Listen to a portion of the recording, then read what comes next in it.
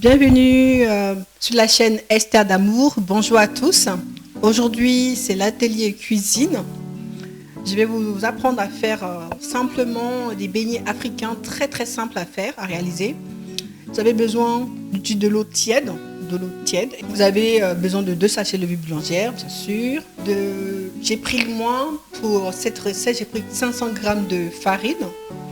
500 g de farine de blé, simplement. Vous mettez dans l'eau tiède, les deux sachets dans l'eau tiède, vous mélangez. Vous mélangez tranquillement jusqu'à ce que ça soit homogène. Mélangez délicatement, tranquillement avec de l'eau tiède, comme je l'ai dit précédemment, pour aider la levure à prendre plus vite.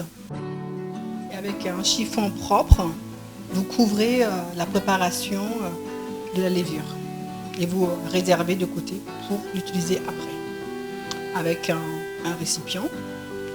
Prenez le récipient que vous voulez. Moi j'ai pris celui-là parce que je sais que la farine, ça peut gonfler, la préparation peut gonfler, donc du coup je suis plus à l'aise avec ce récipient. Donc là je mets la farine de 500 g. Voilà, la farine de blé.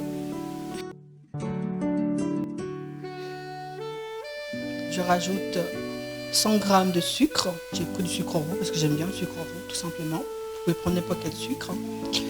Et je rajoute un peu de sel, juste un peu de sel. Voilà, moi j'aime bien. C'est pas obligatoire, mais moi j'aime bien. Là. Donc du coup vous tournez, vous mélangez bien tranquillement. Mélangez bien. Et après vous réutilisez la préparation de la levure, vous renversez là-dedans. Vous tournez d'abord un peu, vous renversez et vous mélangez le tout. Moi je préfère prendre avec la main, donc voilà, c'est en Afrique. En Afrique, ben, on est bien préparé avec la main, toucher les éléments. Donc je trouve que pour cette pâte là, le fouet ça sera rien. Il faut vraiment prendre la main pour que ça puisse vraiment l'aider à fermenter plus rapidement.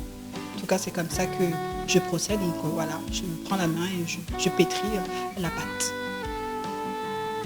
Et je mets de l'eau au fur et à mesure en fonction de la quantité. Ça ne sert à rien de mettre beaucoup, il faut aller doucement. Au fur et à mesure, rajouter de l'eau comme vous avez besoin. Je rajoute encore un peu. C'est très simple, c'est une recette vraiment très simple. Dans la maison, il suffit juste d'avoir un peu de sucre, un peu de farine, de la levure, de l'eau et c'est parti. Les enfants apprécient énormément les beignets. Donc du coup, c'est un beignet très simple. Vraiment, vous allez voir, c'est hyper simple. Je rajoute encore un peu d'eau.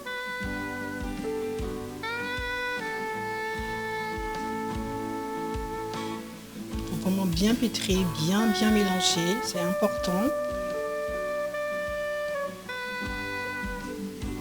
Il faut vraiment que la texture soit onctueuse. Voilà, la texture vraiment doit être onctueuse, comme ceci, vous voyez. Elle n'est pas trop épaisse, non trop liquide. Mais vraiment, il faut vraiment qu'elle soit lisse comme ça. Mélangez bien. Une fois que la pâte a été bien mélangée, que vous avez la texture que vous voulez, vous devez la mettre de côté, la couvrir, la laisser reposer au moins 1 heure. C'est mieux 3 heures pour que vraiment que la pâte elle fermente bien. Merci. Que là, on va découvrir la pâte qui a été reposée pendant 3 heures. Donc voilà, elle a bien gonflé, on voit vraiment les petites bulles. Ça prouve vraiment que la pâte elle a bien fermenté, elle a du corps. Donc c'est génial.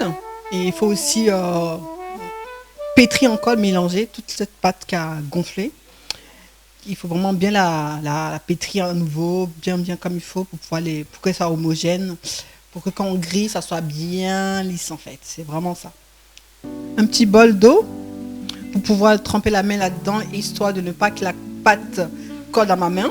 On a la petite casserole pour faire frire, parce que quand on fait frire, il faut que la casserole soit creuse pour pouvoir mettre l'huile et que la pâte puisse monter et descendre. Je prends l'huile de friture et la pâte. Voilà. Donc on a besoin d'un bol d'eau, de récipient, d'huile de friture et de la pâte. La casserole sur le feu, bien sûr. Tout de suite après, on incorpore l'huile de friture. À une bonne quantité parce qu'il faut vraiment que la pâte puisse avoir suffisamment d'huile pour pouvoir être introduite et qu'elle puisse remonter après à la surface. Voilà, je trempe la main dans l'eau pour humidifier ma main. Ainsi, pour prendre la pâte, ça sera beaucoup plus facile. Voilà, très bien.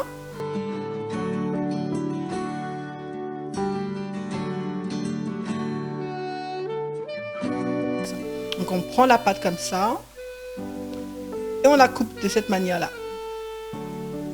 Je montre encore une autre fois. On la prend, on fait une petite boule et hop, dans la marmite.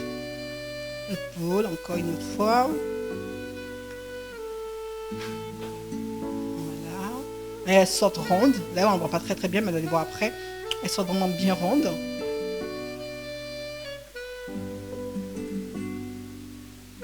On peut faire comme ça aussi, mais c'est pas super parce que c'est pas assez rond. Quand on fait de cette manière-là, c'est pas assez rond.